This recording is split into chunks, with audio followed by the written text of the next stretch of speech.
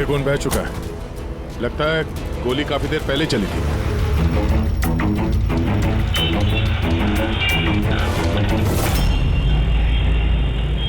ये सब कैसे हुआ मिस्टर आशुतोष? अच्छा, और इनका नाम क्या है? ये मेरी बीवी, मेरी वाइफ सूची, मेरी एक्स वाइफ सूची। Ex wife? ये सब कैसे हुआ? पता नहीं सर, मुझे कुछ पता नहीं चला सर। कुछ मालूम नहीं? तुम्हारी एक्स वाइफ तुम्हारे बगल वाली सीट पे बैठी थी, उस पर गोली चली और तुम्हें कुछ मालूम नहीं? कैसे हो सकता है? मेरा आशु कभी झूठ नहीं बोलता। अगर वो कह रहा है कि उसे पता नहीं चला तो आई एम श्योर उसे पता नहीं चला होगा। आप? जी, मैं मेहिका, इनकी प्रेजेंट वाइफ। मिस्टर आशुतोष, जब सूची को गोली लगी और पिछली सीट का शीशा टूटा तो आवाज तो आई होगी, और आप कह रहे हैं आपको कुछ मालूम नहीं पड़ा? कैसे? दरअसल गाड़ी में म्यूजिक तेज चल रहा था और सूची सो रही थी सर। मुझे कुछ पता नहीं चला। वो बंदा कुछ सामान बेचने आया, उसने जब मुझे बताया तब मुझे पता चला कि सूची। गाड़ी में म्यूजिक चल रहा था और सूची सो रही थी। कमाल है, अक्सर लोगों की नींद जरा से आहट से खुल जाती है और इतने लाउड म्यूजिक में सूची सो रही थी। सर, आपकी बात से पता चल रहा है कि आप मुझ पर शक कर रहे हैं। सर, मैं ऐसा क्यों करूंगा? सूची और मेरा डिवोर्स जरूर हुआ था, लेकिन हम बहुत अच्छे दोस्त थे, हमारे अच्छे ताल्लुकात थे। अब दिनेश से पूछ लीजिए प्लीज। दिनेश? सर, मैं सूची का भाई। आशुतोष सही कह रहे हैं सर, तलाक के बाद भी आशुतोष और सूची में बहुत अच्छे ताल्लुकात थे, कभी कोई मनमुटाव नहीं था। अच्छा, तो आप लोग जा कहाँ रहे थे? हम हमारी बेटी रूही की बोर्डिंग स्कूल से लौट रहे थे। तो ये सूची कार में बैठते ही सो गई या बाद में? सर, दरअसल हमारे बीच में बहस हो रही थी। आशुतोष, रूही का स्कूल बहुत अच्छा है, हमें उसे उस स्कूल से नहीं निकालना चाहिए। सूची, ये स्कूल बहुत ही महंगा है, मैं इसकी फीस अफोर्ड नहीं कर सकता हूँ। लेकिन मैं कर सकती हूँ, और मैं अपनी बेटी की एजुकेशन में कोई कॉम्प्रोमाइज नहीं करने सूची, वाली। मैं तुमसे पैसे नहीं ले सकता। क्यों? ओह, तुम्हारा मेल ईगो आगे आ जाता है ना कि मैं तुमसे ज्यादा कमाती हूँ। जानते हो, हमारे डिवोर्स की भी यही वजह थी। एक औरत एक आदमी से ज्यादा कामयाब कैसे हो रिश्तों में सकती होनी है? चाहिए, पति पत्नी में नहीं। मुझे तुमसे कोई बहस नहीं करनी है, और ना ही इस बारे में कोई और बात करनी है। रूही इसी स्कूल में रहेगी। उसके बाद हमारे बीच में कोई बात नहीं हुई, मुझे लगा कि वो सो गई है। अच्छा, ये जब झगड़ा हो रहा था तो गाड़ी कहाँ पे थी, किस इलाके में? सर, लिंक रोड के सिग्नल पे, केपी थिएटर के पास। और फिर उसके बाद कौन सा रास्ता लिया आप लोगों ने? सर, वहां से फिर मैंने लेफ्ट लिया पानी फ्लाईओवर की तरफ। और सीधा यहाँ पे आ गए? जी सर। यानी करीब 2 किलोमीटर तक ये गाड़ी चली, तो इस 2 किलोमीटर के बीच में ही कहीं पे गोली चली है सूची? पंकज, एक काम करो, केपी थिएटर से लेके यहाँ से इधर 2 किलोमीटर दूर तक चेक कर लो, कहीं पे कोई सबूत वगैरह मिलता है क्या? मतलब कांच वगैरह का टुकड़ा टूटा होगा, वो देख लेना, और पैदल जाना। 2 किलोमीटर सर? पैदल चलो। गोली बड़ी अजीब एंगल से लगी है, ये नीचे है, गोली ऊपर से नीचे की तरफ आई है। मतलब गोली चलाने वाले को हाथ ऊपर करना पड़ा होगा फायर करते समय। खुली सड़क पे किसी ने गोली मारी है और किसी ने देखा नहीं। हो सकता है खूनी थोड़ा दूर हो, फिर भी मुश्किल है निशाना लगाना ये चलती गाड़ी पे, और वो भी तब जब खूनी किसी गाड़ी पे हो या बाइक पे। ऐसे निशाना लगाना इतना आसान नहीं है।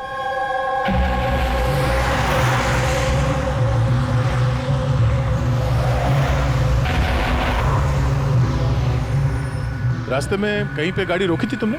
सिग्नल पे रोकी थी सर, बस, और कहीं नहीं। अगर सिग्नल पे किसी ने गोली चलाई हो या फिर कहीं और से भी गोली चलाई हो तो वो निशाना लगाने के लिए वक्त तो लगेगा। तो किसी ने गोली मारते हुए किसी को देखा कैसे नहीं? हेलो, हाँ सर,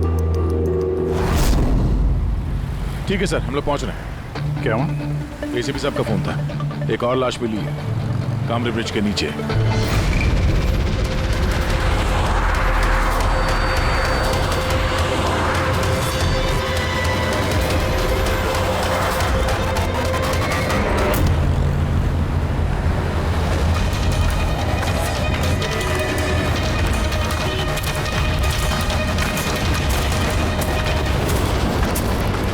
आ गया सर, आपको पता कैसे चला इस लाश का? लोकल पुलिस को आसपास के लोगों ने कंप्लेंट दी थी। 2 घंटे पहले लाश मिली है। सिर के पीछे घाव है और सर एक बात समझ में नहीं आ रही है, इसे किसी ने यहाँ पे मारा या कहीं और मार के यहाँ पे फेंका है? देखते हैं फ्रेडी। सर रोड पर एक लवारिस बाइक भी मिली, मुझे लगता है इसी आदमी की वो बाइक।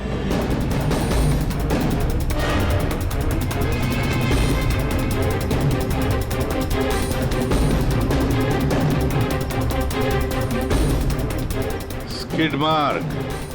सर ऐसा लगता है ये आदमी बाइक पे जा रहा होगा, किसी ने पीछे से गोली मार दी, डिसबैलेंस हो गया, गाड़ी बाइक स्किड होके किसी चीज से यहाँ पे टकराई होगी और उसकी बॉडी यहाँ नीचे गिर गई। सर पे चोट उसी वक्त लग गया होगा।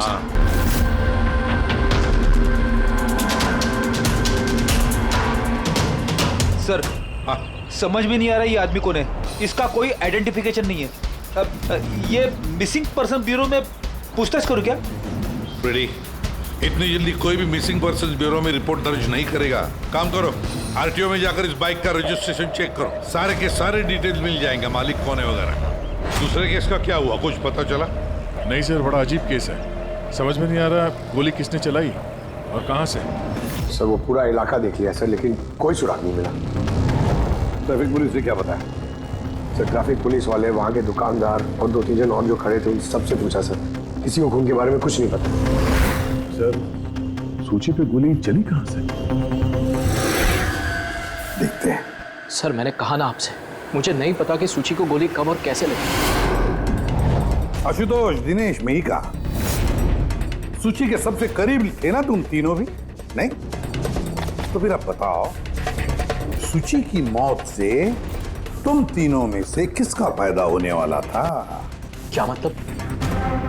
सर हम सूची को क्यों मारना चाहेंगे? तो सर मेरी सगी बहन थी, सगी बहन, मैं अपनी बहन को क्यों मारूंगा सर? करोड़ों रुपयों के लिए। और क्या?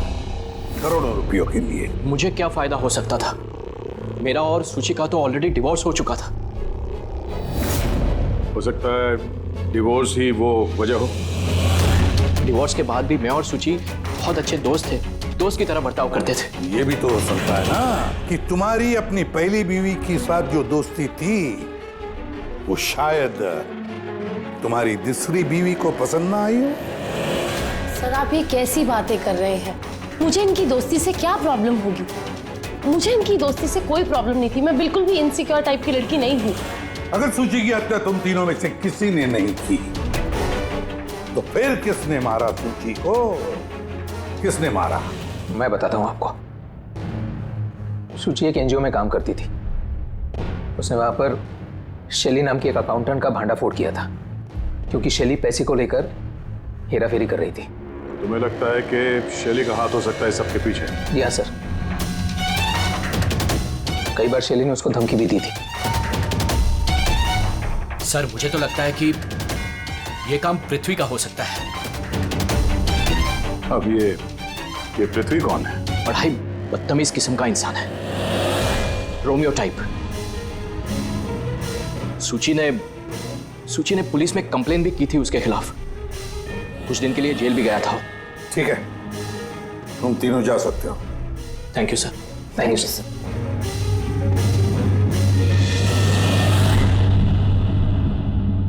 सर ये तीनों गड़बड़ लग रहे हैं। इन तीनों पर कड़ी नजर रखो। उदया, तो शैली और पृथ्वी दोनों को ब्यूरो बुला लेते हैं। सर आरटीओ से बाइक के मालिक का पता चल गया। सर पृथ्वी और शैली का फोन अनरीचेबल आ रहा है, तो मैंने फ्रेडी से कहा है उनकी मोबाइल फोन को ट्रेस करने के लिए। ये तो हमारा डिलीवरी बॉय विवेक है सर, हमारी बाइक ज्यादातर यही चलाता था सर, इससे किसने मार दिया? वही पता करने की कोशिश कर रहे हैं। अच्छा, इस विवेक की किसी के साथ कोई दुश्मनी थी क्या? नहीं सर, ये तो बहुत ही सीधा साधा शरीफ लड़का था। कब से काम कर रहा था वो यहाँ पे? पिछले 1 महीने से राजस्थान से आया था सर, बहुत मेहनती था सर। ये तो यहाँ शहर में किसी को जानता भी नहीं था। ये कहाँ जा रहा था डिलीवरी करने? कहीं नहीं सर, सर छुट्टी थी आज उसकी, इसलिए मेरी बाइक लेकर घूमने के लिए गया था। अच्छा, उसका घर का एड्रेस दे सकते हैं जरा? सर उसका घर का एड्रेस नहीं है, वो यहीं शॉप में सोता था। उसका सामान वगैरह कुछ? सर ये उसका एक बक्सा है। ये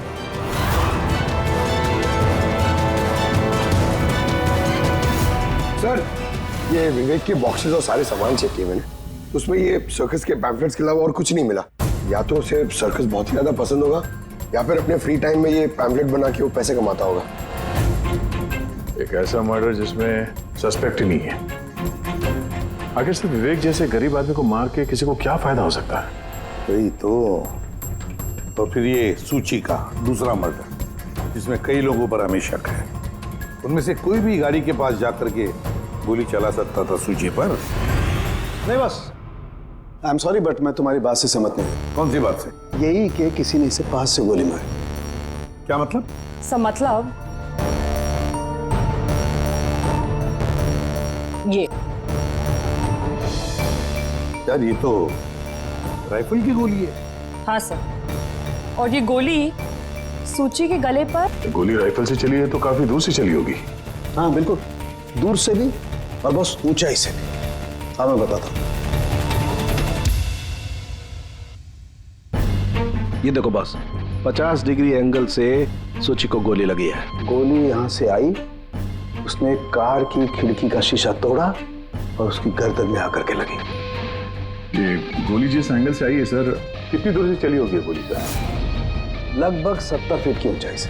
किसी बिल्डिंग से गोली चलाई है, स्नाइपर तैयार बैठा था बिल्डिंग के ऊपर गोली चलाने के लिए।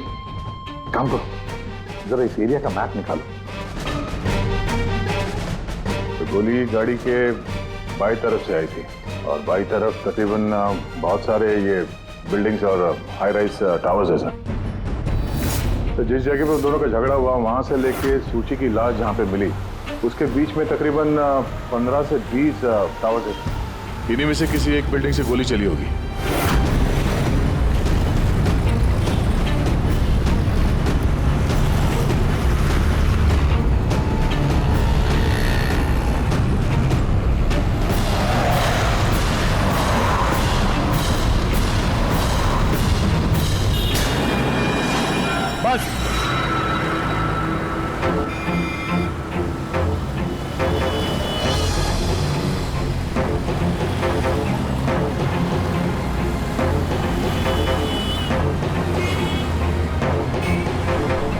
ये अभिजीत सर के हाथ में क्या है?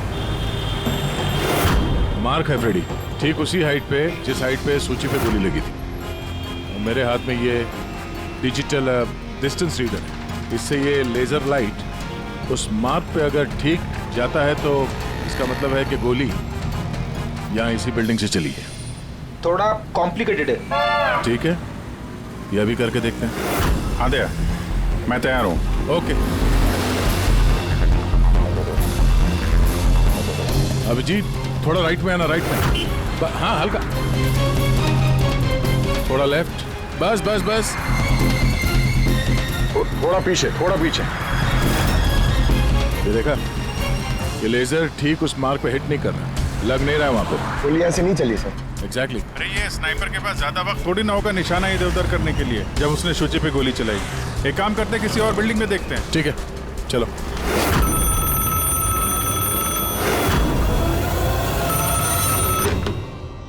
हेलो। हाँ हेलो, क्या ये फैंटेसी सर्कस जयपुर राजस्थान का ऑफिस है? जी हाँ, बोलिए। देखिए मैं मुंबई सीआईडी से एसीपी प्रद्युमन बोल रहा हूँ। क्या आपके यहाँ कोई विवेक काम करता था? हाँ हाँ, जानता हूँ विवेक को, वो इसी सर्कस में काम करता था। क्या हो गया? क्या काम करता था वो, कुछ बता सकते हैं? देखिए साहब, अगर सारा दिन आपसे फोन पे लगा रहोगे ना तो मेरा शो कैंसिल हो जाएगा। मैं आपकी बात अपने मालिक को बोलता हूँ, वो आपको कॉल करेंगे, समझे? हेलो।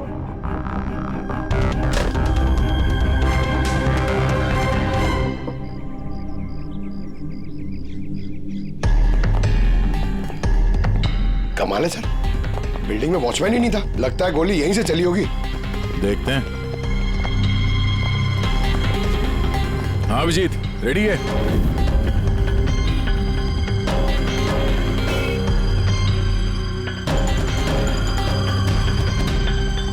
नहीं अभिजीत, यहां से निशाना कुछ ठीक से लग नहीं रहा। थोड़ा राइट में आना, राइट में, और थोड़ा।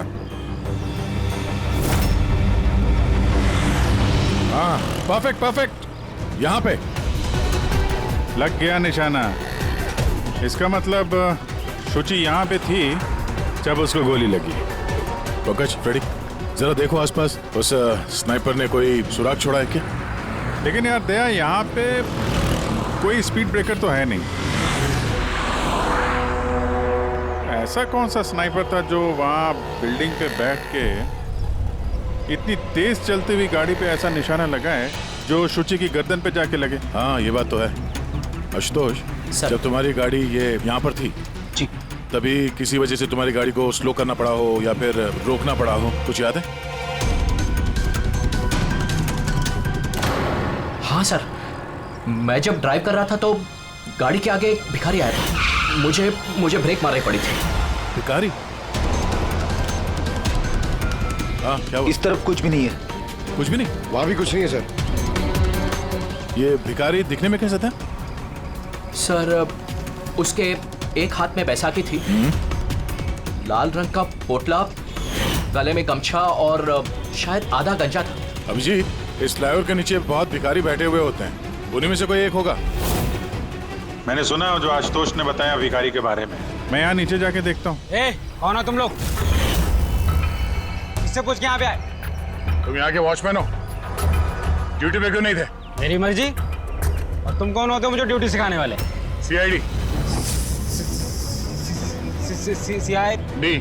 जाते हो, तुम्हारे वजह से यहाँ पे एक औरत का खून हो गया। मेरी वजह से खून? किसी ने यहाँ छत से नीचे एक औरत पे गोली मारी, क्या जानते हो उसके बारे में?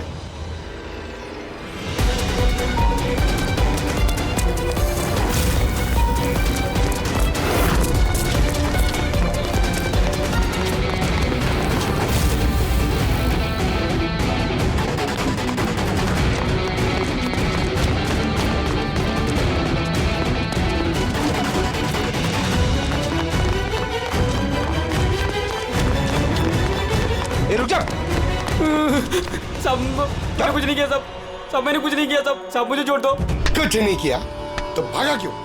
मैं डर गया था सब। What? क्यों डर गया था? क्या जानता है इस खून के बारे में? साहब, मैंने पैसे लिए थे, लेकिन उसने ये नहीं बताया था कि वो किसी का खून करने वाला है साहब। कौन था वो आदमी? पहले कभी देखा नहीं साहब। उसने बोला कि वो बिल्डिंग के छत पे अपनी गर्लफ्रेंड को प्रपोज करने वाला है साहब। उसने 2 घंटे को 15,000 रुपए दिए थे साहब। मैंने तो इतने 1 महीने में भी नहीं कमाए साहब। उसने हेलमेट पहन रखा था और चश्मा लगाया हुआ था।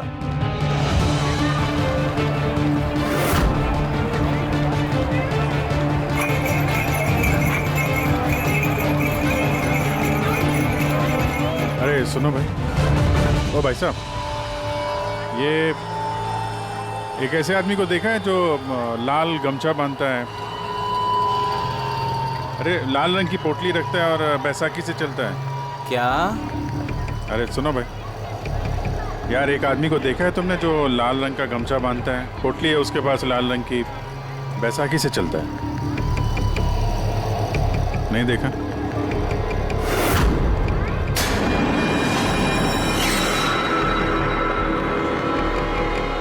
अरे सुनना जरा,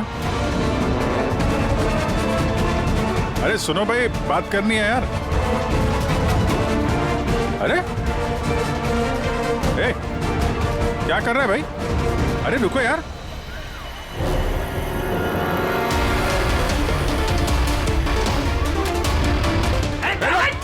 अरे मैंने कुछ नहीं किया है। अरे मैं भिखारी हूँ, मेरे पास पैसे कुछ भी नहीं है। अरे कौन हो? छोड़ दो मुझे। अपाहिज होने का नाटक कर रहा है। तुझे मालूम है बिना पैर के आदमी कैसे जीता है? अरे कौन हो तुम? क्या चाहते हो? मेरे पास पैसे नहीं, मैं रास्ते का भिखारी नहीं बन के जीता। तो जानबूझ के उस लाल वाली गाड़ी के नीचे गिरा था ना? कौन सी लाल गाड़ी? मैं किसी गाड़ी के आगे नहीं आया। साहब, क्या दादागिरी है? आप इसे छोड़ दीजिए वरना ठीक नहीं होगा, मैं बता देता हूँ। पीछे CID से हूँ मैं। किधर चलो? शराफत से बता दे, वरना मैं अपने पे आ गया तो बहुत भारी पड़ेगा। नहीं साहब, आप पक्का CID से तो बताता हूँ। वो एक आदमी ने मुझे पैसा दिया था ये सब करने के लिए, और उसने कहा था कि जैसे ही लाल गाड़ी आती है तुम उसके आगे गिर जाना। तो मैं गिर गया साहब। तुझे पता कैसे चला कि लाल गाड़ी कब आएगी? वो छत पे एक आदमी खड़ा रह के इशारा करने वाला था। जैसे उसने इशारा करना, मैं गाड़ी के आगे गिरना, ऐसा हमारा प्लान था साहब। तुझे मालूम है एक औरत का खून हो गया तेरे इस प्लान के चक्कर में? साहब मुझे माफ कर दो, मैं रास्ते का भिखारी हूँ। देखो मेरी हालत कैसी है साहब, मुझे छोड़ दो। चल ये बता, वो आदमी कैसा था दिखने में? नहीं वो साहब मोटरसाइकिल पे आया था, हेलमेट पहने हुआ था तो चेहरा दिखाई नहीं दिया। अरे यार कुछ तो देखा होगा, कुछ सुना होगा तूने? उसका फोन आया था, सामने वाले ने कहा था कि जल्दी जल्दी मिलने आओ, तो हाँ तो उसने कहा था कि मैं पहुंचता हूँ। कहाँ पहुंचने का बोला था, कुछ याद है, कुछ सुना तूने? हाँ याद आया, भांडुप मिल। हाँ भांडुप मिल, भांडुप मिल। अच्छा ठीक है, ठीक है, वापस आ जाओ, मैं सर को इन्फॉर्म करता हूँ। Okay sir. हाँ अभिजीत भांडुप मिल से वापस आ रहा है। उसका कहना है कि मिल एकदम सुनसान पड़ा है, कोई सुराग हाथ नहीं लगा उसके। खूनी तो वहीं पे भाग कर गया होगा, हो सकता है अभिजीत पहुंचने से पहले वो वहां से गायब हो गया। पंकज। हाँ सर। पंकज एक काम करो, जिस वक्त सूची को गोली लगी थी उस वक्त उस एरिया में कितने मोबाइल फोन एक्टिव थे पता लगाओ। स्नाइपर का फोन उसी में से एक हो सकता है। चल। हाँ पंकज ये भी देखना कि उनमें से कितने लोग भांडुप मिल गए थे। सर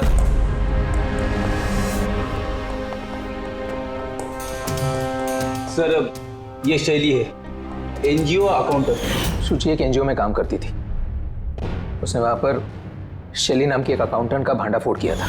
और ये पृथ्वी है जिनके खिलाफ सूची ने रिपोर्ट लिखवाई थी। सूची ने पुलिस में कंप्लेन भी की थी उसके खिलाफ, कुछ दिन के लिए जेल भी गया था। आपने सोच भी कैसे लिया कि सूची के खून में मेरा हाथ हो सकता है? हाँ सर, मैंने भी ऐसा कुछ नहीं किया, मैंने किसी का मर्डर नहीं किया सर।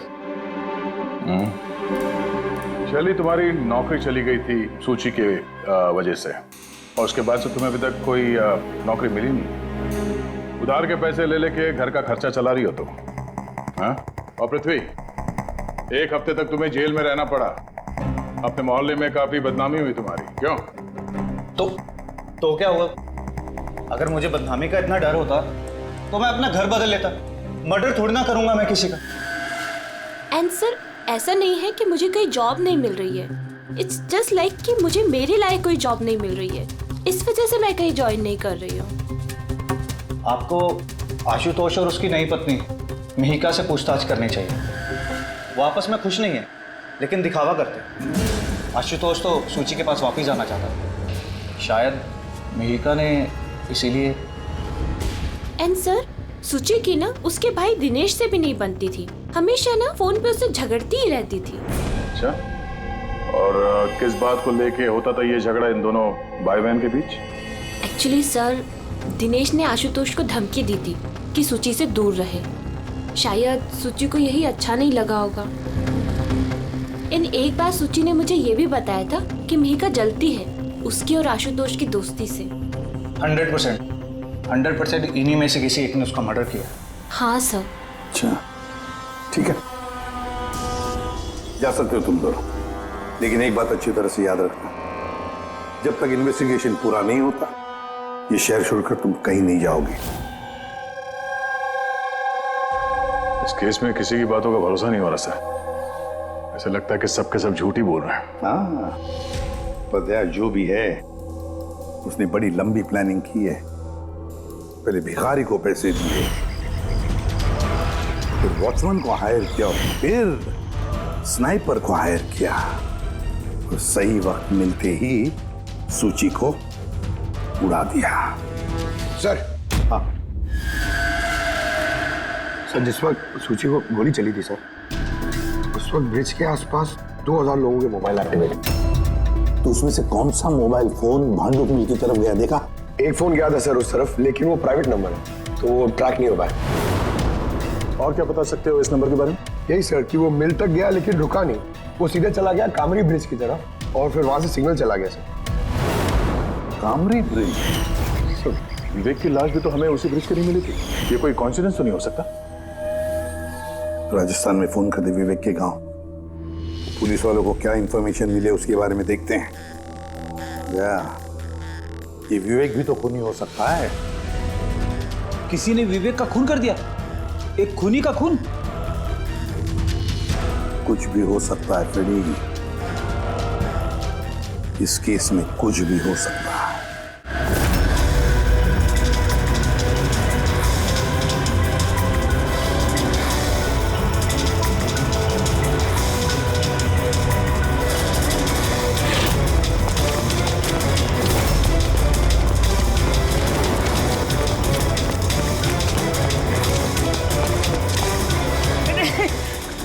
अबे बार बार भागता क्यों है? हैं? अरे हाँ, बार बार मेरे पीछे पड़ते हो, क्यों पड़ते हो मेरे पीछे? बात करनी है तेरे से। मुझे नहीं बात करनी है। तो बहुत हुआ साहब, आप हम लोगों को इस तरह परेशान नहीं कर सकते। कोई परेशान नहीं कर रहा, हम अपना काम कर रहे हैं, जाओ। हमको कुछ नहीं सुनना है, जाइए यहाँ से। अरे एक आदमी का खून हो गया, समझ में नहीं आता। हाँ तो क्या हम लोगों ने खून किया है? हाँ, हम लोग गरीब लोग हैं, भीख मांग के खाते हैं, उसका मतलब हम पे इल्जाम डाल देंगे आप लोग। हाँ देखो ना।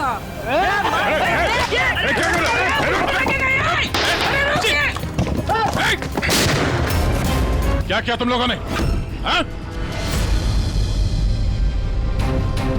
ये देख, ये इसने पैसे दिए थे तुम्हें?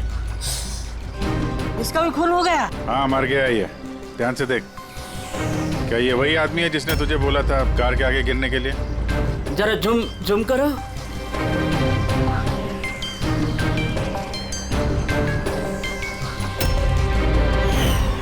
ऐसी घड़ी उसने भी पहनी थी। शायद जिसने पैसे दिए होंगे इस आदमी को, उसी ने सबूत मिटाने के लिए इसे भी मार दिया। हाँ पंकज। हाँ अच्छा, ओह ठीक है ठीक है, okay okay thank you. Pankaj का फोन था, बता रहा था कि विवेक राजस्थान में किसी सर्कस में काम कर रहा था, निशानेबाज था। 1 महीने पहले उसने सर्कस की नौकरी छोड़ दी। कह रहा था कि मुंबई में कोई अच्छी नौकरी लगी है उसे, और हाँ जाते जाते वहां से वो राइफल वो भी चुरा के ले गया। राइफल चुरा के आया था? सुची की सुपारी लेकर आया होगा यहाँ पे, और ये दुकान पे इसलिए काम कर रहा था ताकि किसी को शक ना हो। हाँ, और इस पूरे जुर्म का जो मास्टरमाइंड है वो राजस्थान तो गया होगा इस विवेक को सुपारी देने के लिए। है कौन ये मास्टरमाइंड जो आंखों के सामने रहकर भी नजर नहीं आ रहा है?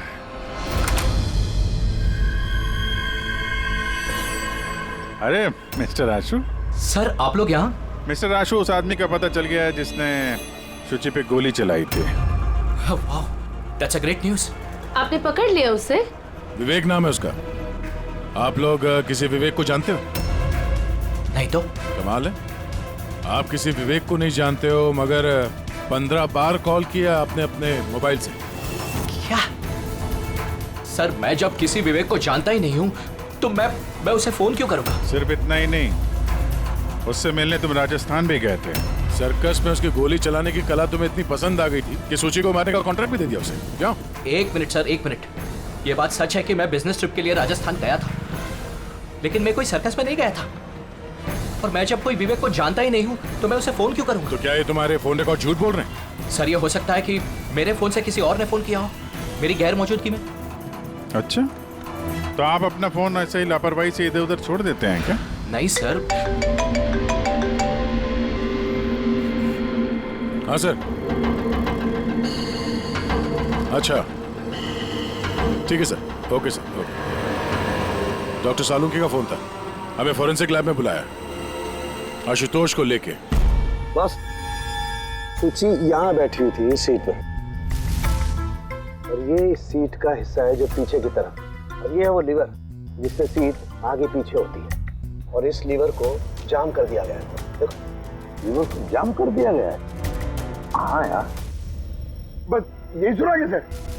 इसके लिए आपने हमको वहां से बुलाया? पंकज, क्या तेरी पूरी बात सुनो ना। सुराग ये नहीं है कि ये लीवर अटका हुआ है, सुराग ये है कि इसे जानबूझकर पीछे अटकाया गया है। और सर सीट जानबूझ के कोई खराब क्यों करेगा? यही तो हम लोग भी सोच रहे थे। आशुतोष, ये तुम्हारी इस गाड़ी की सीट कब से ऐसी है, कब से पीछे अटकी पड़ी है?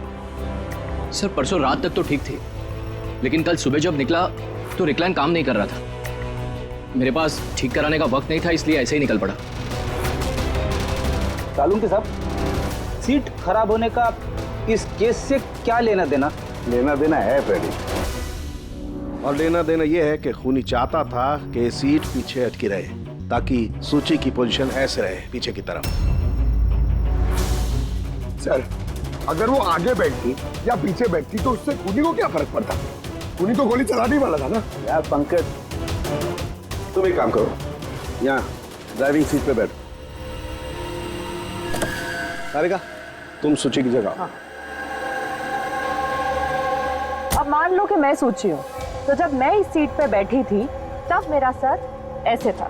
बॉस, सूची का सर यहाँ होने का फायदा खूनी को तब मिलता जब उसका एम सूची नहीं, ड्राइविंग सीट पर बैठा हुआ आदमी होता, मतलब आशुतोष होता। लेकिन आशुतोष को किसी भी वजह से बहुत जबरदस्त ब्रेक लगाना पड़ा। ब्रेक की वजह से झटका लगा और झटके में सूची आगे आई और बॉस, गोली आशुतोष को लगने की बजाय सूची को लग गई। सर, इसका मतलब आशुतोष खूनी नहीं है, बल्कि कोई उसका खून करना चाहता है।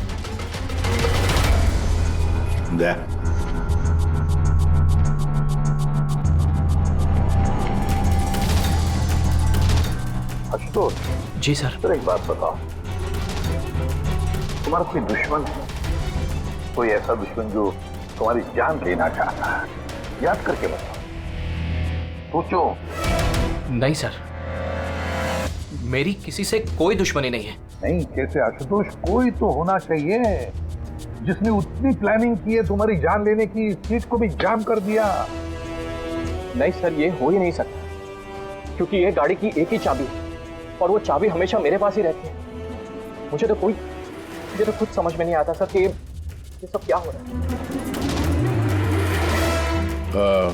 कोई बात नहीं आशुतोष, वो जो कोई भी है हम पता करने की कोशिश करेंगे कि कौन है वो जो तुम्हें मारना चाहता है। ठीक है, चलो चलते हैं, आ जाओ। जी सर। सर हमने आशुतोष को जाने क्यों दिया? अगर खूनी ने फिर से हमला कर दिया तो? देखते रहना पंकज, अब हम आशुतोष की हर मूवमेंट को ट्रैक करेंगे, हर बात हमें सुनाई पड़ेगी। सर वो किसे? दैन ट्रांसमीटर बग जो लगाया है।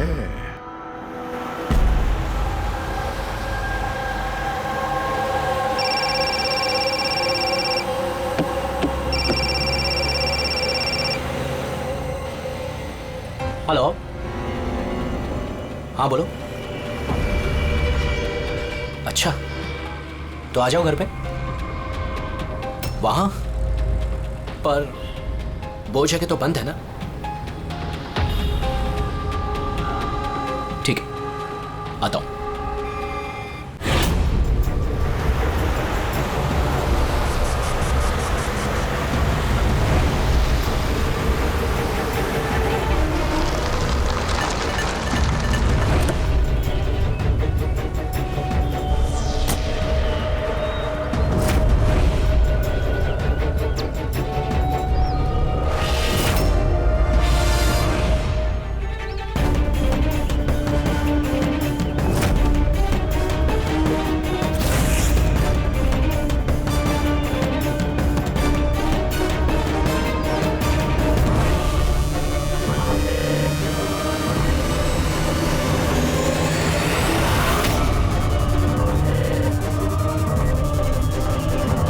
क्या कर रहे हो?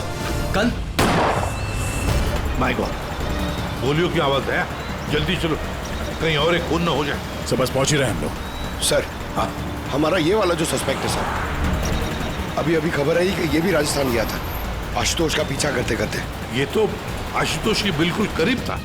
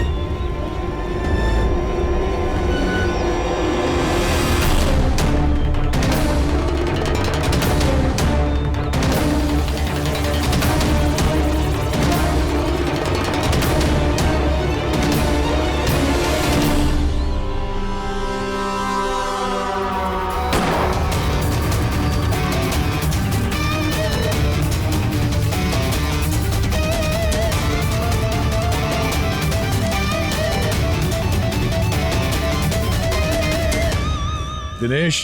सर, मैं सूची का भाई। मर गया सर। मैंने कुछ नहीं किया सर। ये मुझे मारना चाहता था सर। ये मारना चाहता था मुझे। क्यों मारना चाहता था ये तुम्हें? सर इसे लग रहा था कि इसकी बहन की बर्बादी का जिम्मेदार मैं हूँ। शादी के बाद सुची डिप्रेशन में चली गई थी और उसने अपने आप को मारने की भी कोशिश की और ये सब मैं नहीं जानता था सर, बिल्कुल नहीं जानता था। जाने अनजाने में इन दोनों की मौत का जिम्मेदार मैं बना हूँ तो जाने अनजाने। पंकज, इसे जरा छांव में बिठा दो। मेरी फोरेंसिक लैब भेज दो।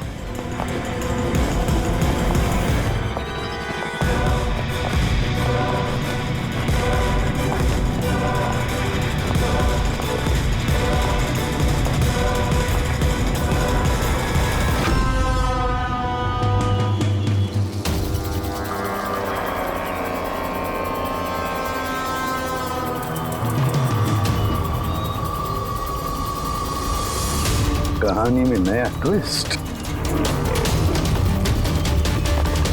Ashutosh,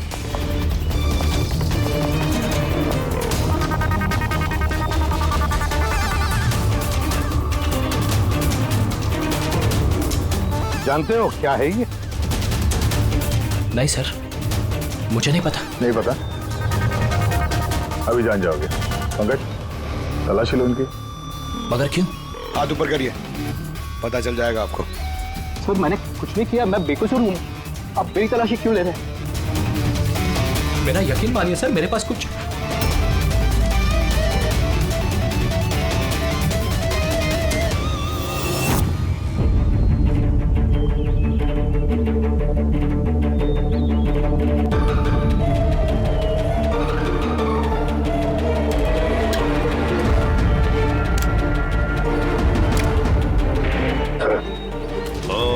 rubber bullets.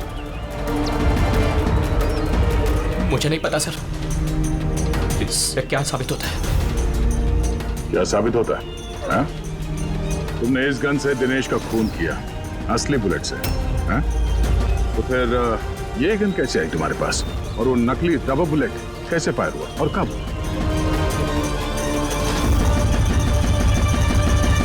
सब प्लान मैंने किया था sir. A to Z plan मेरा था। सूची की मौत, दिनेश की मौत, और वो प्लान भी यही था कि आप लोगों को यही लगे कि सूची की मौत गलती से हुई थी, बल्कि असली टारगेट मैं था और आप लोगों का शक दिनेश पर जाए।